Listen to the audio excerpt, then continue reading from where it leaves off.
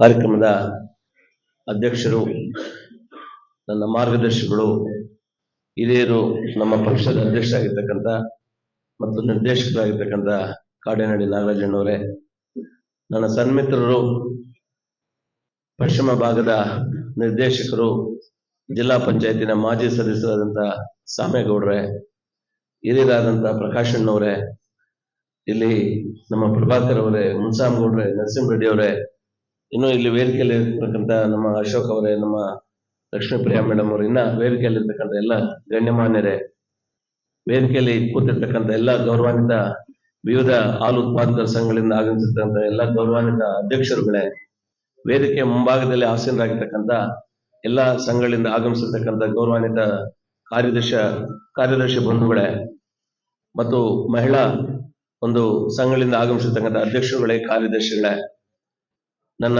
ಅಚ್ಚುಮೆಚ್ಚಿನ ಪತ್ರಿಕಾ ಮತ್ತು ದೃಶ್ಯ ಮಾಧ್ಯಮದವರೇ ಮತ್ತು ಈ ಕಚೇರಿಯ ಸಿಬ್ಬಂದಿ ವರ್ಗದವರೇ ಮತ್ತು ಡಿಎಂ ಅವರೇ, ಬಹಳಷ್ಟು ಸ್ವಾರಸ್ಯಕರವಾಗಿ ಈಗಾಗಲೇ ಪ್ರಭಾಕರ್ ಅವರು, ನಮ್ಮ ಪ್ರಕಾಶಣ್ಣವರು ಮಾತಾಡಿದ್ರು. ಈ ಸಂದರ್ಭದಲ್ಲಿ ಒಂದು ವಿಷಯವನ್ನು ತಮ್ಮ ಮುಂದೆ ಹಂಚ್ಕೊಳ್ಳಕ್ಕೆ ಇಷ್ಟಪಡ್ತೇನೆ. ಈ ಹೈನುಗಾರಿಕೆ ಅಂತ ಏನ್ ಹೇಳ್ತೀವಿ, ಇದು ರೈತರ ಪಾಡಿಗೆ ಒಂದು ಜೀವನಾಡಿ.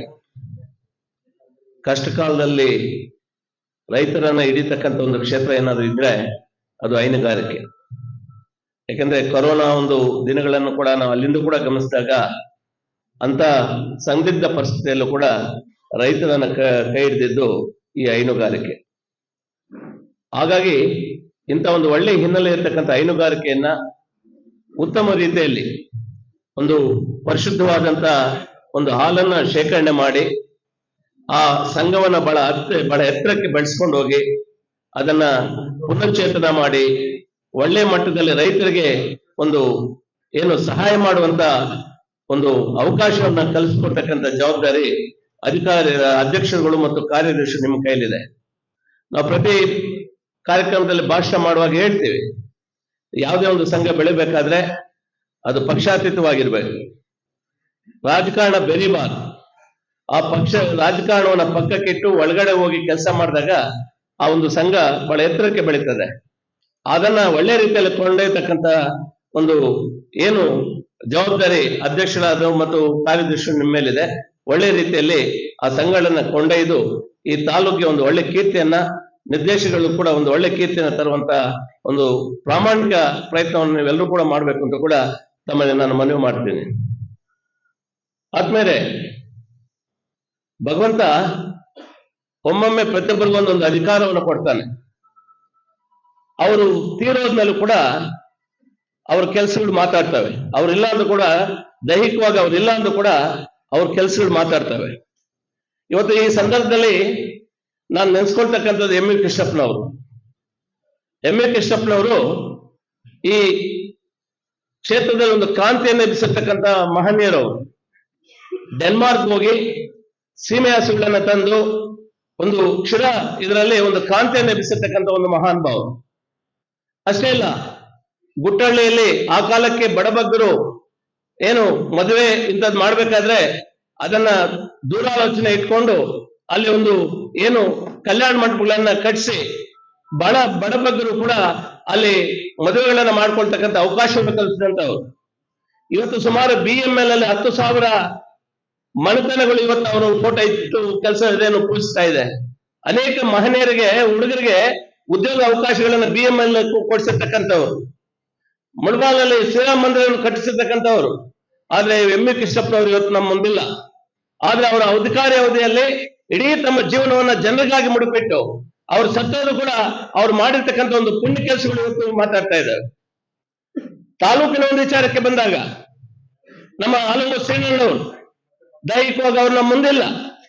ಆದ್ರೆ ದೈಹಿಕವಾಗಿ ಅವ್ರು ನಮ್ಮ ಮುಂದೆ ಇಲ್ಲದೇ ಇದ್ರು ಕೂಡ ಅವ್ರು ಮಾಡಿರ್ತಕ್ಕಂಥ ಒಂದು ಬಹಳ ಮಹತ್ತರವಾದಂತ ಕೆಲಸಗಳು ಇವತ್ತು ಮಾತಾಡ್ತಾ ಇದ್ದಾರೆ.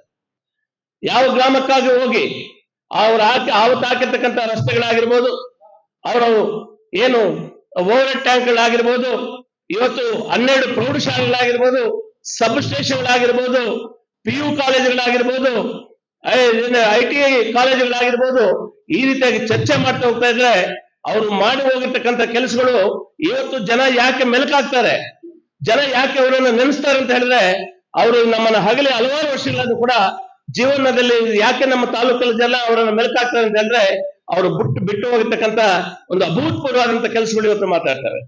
ಅದಕ್ಕೆ ಇಂಥ ಮಹನೀಯರನ್ನು ಯಾಕೆ ನಾನು ಪೀಠಿಕೆಯಾಗಿ ತಗೊಂಡೆ ಅಂತ ಹೇಳಿದ್ರೆ, ಇವತ್ತು ಕಾಡನಹಳ್ಳಿ ನಾಗರಾಜಣ್ಣವರನ್ನ ಅನೇಕ ಬಾರಿ ಅವರ ನಿರ್ದೇಶಕರನ್ನು ಮಾಡಿದೆ.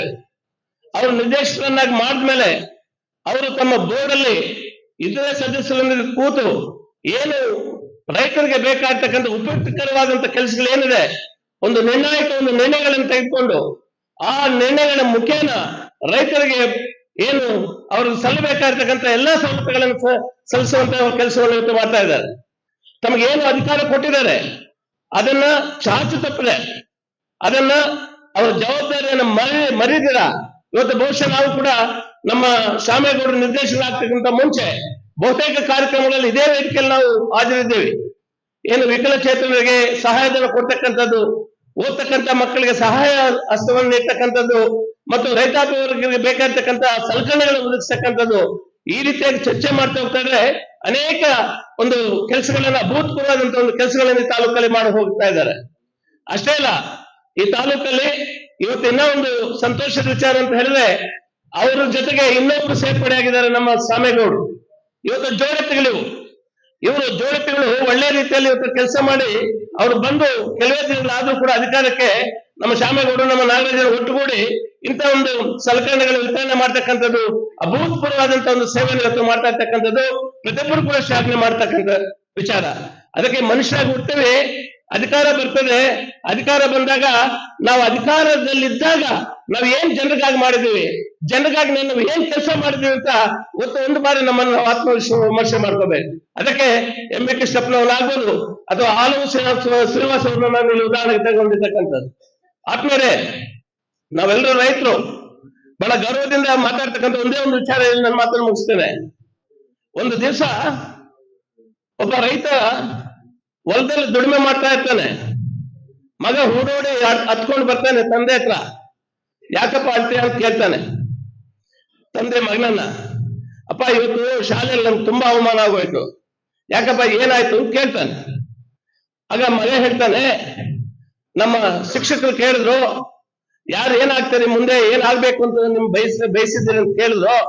ಒಬ್ಬ ನಿಂತ್ಕೊಂಡ್ರು, ನಾನು ಡಾಕ್ಟರ್ ಆಗ್ತೀನಿ ಅಂದ್ರು, ಎಲ್ಲರೂ ಚಪ್ಪಾಳೆ ತಟ್ಟಿದ್ರು. ಇನ್ನೊಬ್ರು ನಿಂತ್ಕೊಂಡ್ರು, ನಾನು ಇಂಜಿನಿಯರ್ ಆಗ್ತೇನೆ ಅಂದ್ರು, ಎಲ್ಲರೂ ಚಪ್ಪಾಳೆ ತಟ್ಟಿದ್ರು. ನೀನೇನಾಗ್ತೇ ಅಂತ ನಾನು ಕೇಳಿದ್ರು. ನಾನು ರೈತ ಆಗ್ತೀನಿ ಅಂದೆ, ಎಲ್ಲರೂ ನಕ್ಬಿಟ್ರು ನನ್ನನ್ನು ನೋಡಿ. ಅದಕ್ಕೆ ತುಂಬಾ ಬೇಜಾರಾಯ್ತು ಅಂದ. ಆಗ ತಂದೆ ಆಗ್ತಿರ್ತಕ್ಕಂಥ ಒಂದು ಬೆನ್ ತಟ್ಟಿ ಮಗನ ಹೇಳ್ತಾನೆ, ಮಗ, ಒಳ್ಳೆ ಮಾತು ಹೇಳಿದೆ ನೀನು. ಡಾಕ್ಟರ್ ಅಂದ್ರೆ ನಮ್ಗೆ ಜ್ವರ ಕಾಯಿಲೆ ಬಂದಾಗ ಆ ಸಮಯಕ್ಕೆ ಮಾತ್ರ ಅದನ್ನ ಅವಶ್ಯಕತೆ ಇರ್ತದೆ. ಒಂದು ಮನೆ ಕಟ್ಟಬೇಕಾದ್ರೆ ಒಬ್ಬ ಇಂಜಿನಿಯರ್ನ ಅವಶ್ಯಕತೆ ಆವಾಗ ಮಾತ್ರ ಇರ್ತದೆ. ಆದ್ರೆ ನಾವು ರೈತರಿದ್ದೀವಲ್ಲ, 365 ದಿನ 3 ಹೊತ್ತು ನಾವು ಕೆಲಸ ಮಾಡ್ದನ್ನ ಜನ ಊಟ ಮಾಡೋದು. ನಾವಿಲ್ಲ ಅಂದ್ರೆ ಇದು ಏನು ಈ ಸಮಾಜದಲ್ಲಿ ತುಂಬಾ ತೊಂದರೆ ಆಗ್ತದೆ. 24 ಗಂಟೆನೂ ನೆನೆಸುವಂತ ಒಂದು ಸಮೂಹ ಈ ಪ್ರಪಂಚದಲ್ಲಿದೆ ಅಂತ ಹೇಳಿದ್ರೆ ಅದು ರೈತ ಸಮೂಹ. ನಾನು ಹೆಮ್ಮೆಯಿಂದ ನಾನು ರೈತನಾಗಿ ಇದ್ದೆ ಅಂತ ಹೇಳಿದೆಲ್ಲ, ಅದಕ್ಕೆ ನನ್ನ ಒಂದು ದೊಡ್ಡ ಚಪ್ಪಾಳೆ, ಒಳ್ಳೆ ಮಾತು ಹೇಳಿದೆ ಅಂತ ಬೆಂತಿದ್ರಂತೆ. ಇದು ಒಬ್ಬ ರೈತನ ಒಂದು ತಾಕತ್ತು. ಈ ರೈತರು ಉಳಿದ್ರೆ ಈ ದೇಶ ಉಳಿದಿತ್ತು. ಯಾವತ್ತು ರೈತರಿಗೆ ಒಂದು ಸಂಕಷ್ಟದಲ್ಲಿದ್ರೆ ಅದನ್ನ ನಾವು ಪ್ರತಿಯೊಬ್ಬರು ಕೂಡ ಕೈ ಜೋಡಿಸಿ ಅವರನ್ನ ಮುಂದೆ ಕರ್ತರುವಂತ ಒಂದು ಕೆಲಸಗಳನ್ನ ನಾವು ಮಾಡಬೇಕಾಗ್ತದೆ. ಆ ನಿಟ್ಟಿನಲ್ಲಿ ಇಂಥ ಒಂದು ಅಭೂತಪೂರ್ವವಾದಂತ ಒಂದು ಕೆಲಸಗಳನ್ನ ಮಾಡ್ತಾ ಇರ್ತಕ್ಕಂಥ ನಮ್ಮ ನಿರ್ದೇಶಕರಾಗಿರ್ತಕ್ಕಂಥ ನಾಗರಾಜನವರಿಗೆ, ನಮ್ಮ ಸಾಮೇಗೌಡರಿಗೆ ನಾನು ಏನು ಇವತ್ತು ಒಳ್ಳೆ ಕೆಲಸಗಳು ಮಾಡಿದರೆ, ಇನ್ನ ಮುಂದಿನ ದಿನಗಳಲ್ಲಿ ರೈತಾಪಿ ವರ್ಗದ ಮಕ್ಕಳಿಗೆ ಒಂದು ಪ್ರಯೋಜನಕರವಾದಂತಹ ಕೆಲಸಗಳನ್ನ ಇನ್ನೂ ಹೆಚ್ಚಿನ ರೀತಿಯಲ್ಲಿ ಮಾಡಿ ಒಂದು ಒಳ್ಳೆ ಆರೋಗ್ಯಕರವಾದಂತಹ ಒಂದು ಸಮಾಜವನ್ನು ನಿರ್ಮಾಣ ಮಾಡೋದಕ್ಕೆ ತಾವೆಲ್ಲರೂ ಕೂಡ ಸಹಕರಿಸಬೇಕು. ಈ ಅವಕಾಶ ಕೊಟ್ಟಿದ್ದಕ್ಕಾಗಿ ವೇದಿಕೆಯಲ್ಲಿರ್ತಕ್ಕಂಥ ಎಲ್ಲಾ ಗಣ್ಯರಿಗೆ ನನ್ನ ನಮನಗಳನ್ನು ಹೇಳಿ ನನ್ನ ಮಾತನ್ನು ಮುಗಿಸ್ತೇನೆ.